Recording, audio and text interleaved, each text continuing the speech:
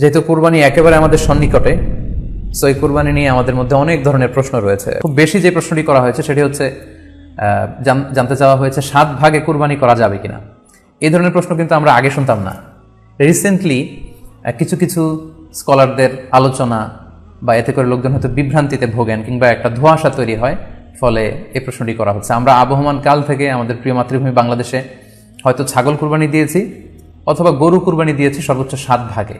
So এটা আমাদের সবার কাছে জানা ছিল, এ নিয়ে আগে সংশয় ছিল না। ইদানিংকালে অনেকের মধ্যে এই বিষয়ে সংশয় জেগেছে। কেউ কেউ বলে থাকেন যে ভাগে যদি কুরবানি দেওয়া হয় 7 জনে মিলে, গরুতে বা মহিষে বা উটে, এই ভাগে কুরবানি হবে না, এটা অনেকে বলে থাকেন। এই কথাটি আসলে ঠিক নয়।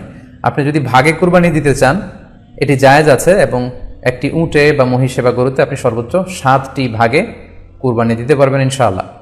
এ ব্যাপারে সহিহ মুসলিমের একটি হাদিসকে আমরা এখানে উল্লেখ করতে চাই।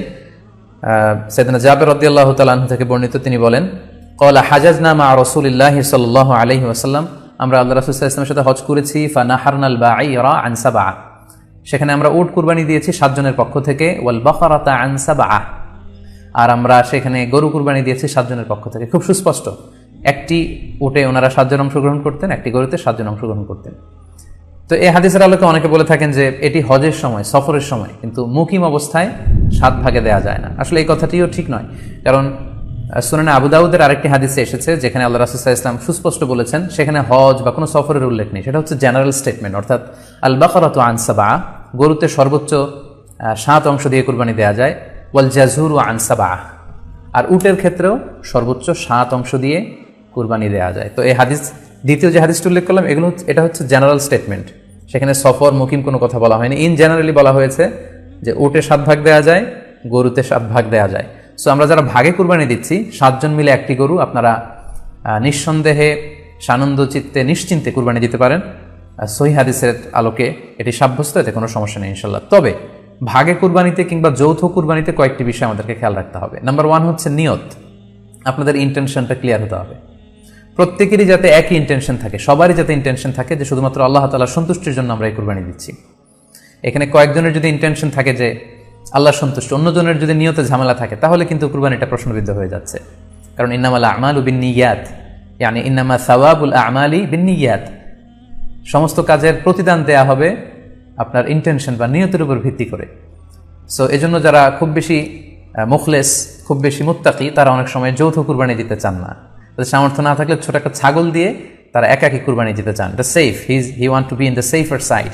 কারণ যৌথ কুরবানি দিতে দিতে যে কার মনে কি চিন্তা, কার মনে কি নিয়ত, আমরা কিন্তু কিছু জানি না। সো যদি যৌথ কুরবানি দেন, কুরবানির আগে সবাইকে এটা কনসার্ন করে দেওয়া, রিমাইন্ডার দেওয়া যে ভাই আমাদের কুরবানিটা হবে শুধুমাত্র কেবলমাত্র আল্লাহ তাআলার সন্তুষ্টির জন্য, অন্য কোনো নিয়ত যেন না থাকে, তাহলে কিন্তু আমাদের কুরবানি বরবাদ হয়ে যাবে। এটা হচ্ছে প্রথম কনসার্ন। 2 নম্বর কনসার্ন হচ্ছে হালাল উপার্জন দিয়ে কুরবানি হতে হবে। যৌথ কুরবানিতে কেউ কেউ যদি এমন থাকে যাদের উপার্জন হালাল না, সেই কুরবানি কিন্তু আল্লাহ তাআলার দরবারে কবুল হবে না। সো এটা খুব গুরুত্বপূর্ণ একটা বিষয়।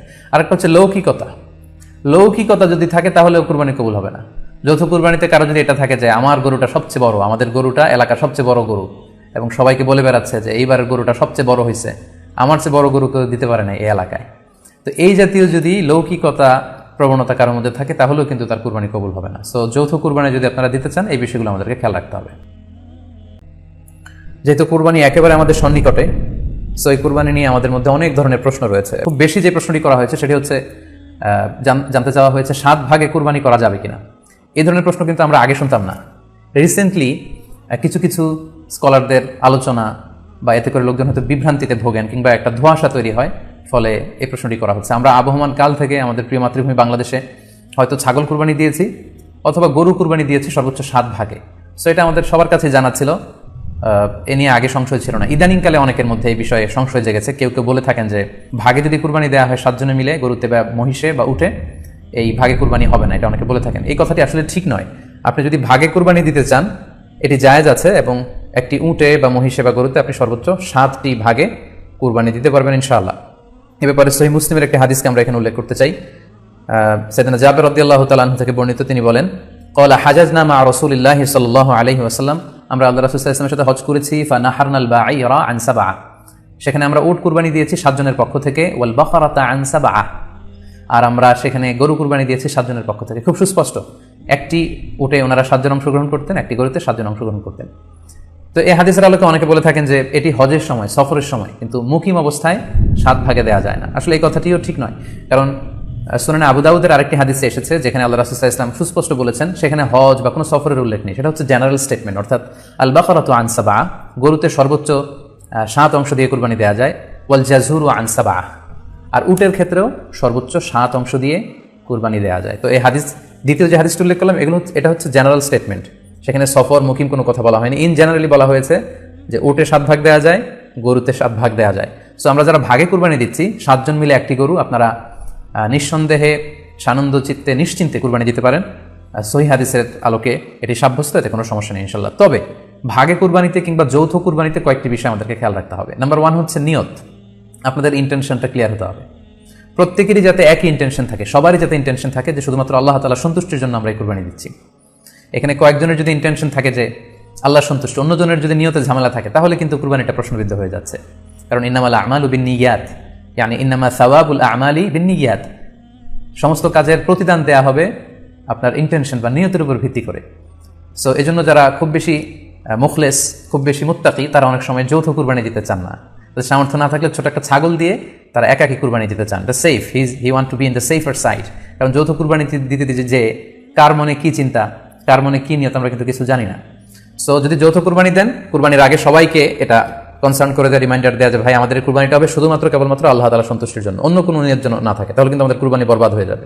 এটা হচ্ছে প্রথম কনসার্ন। 2 নম্বর কনসার্ন হচ্ছে হালাল উপার্জন দিয়ে কুরবানি হতে হবে। যৌথ কুরবানিতে কেউ কেউ যদি এমন থাকে যাদের উপার্জন হালাল না, সেই কুরবানি কিন্তু আল্লাহ তাআলার দরবারে কবুল হবে না। সো এটা খুব গুরুত্বপূর্ণ একটা বিষয়। আরেকটা হচ্ছে লৌকিকতা। লৌকিকতা যদি থাকে তাহলে কুরবানি কবুল হবে না।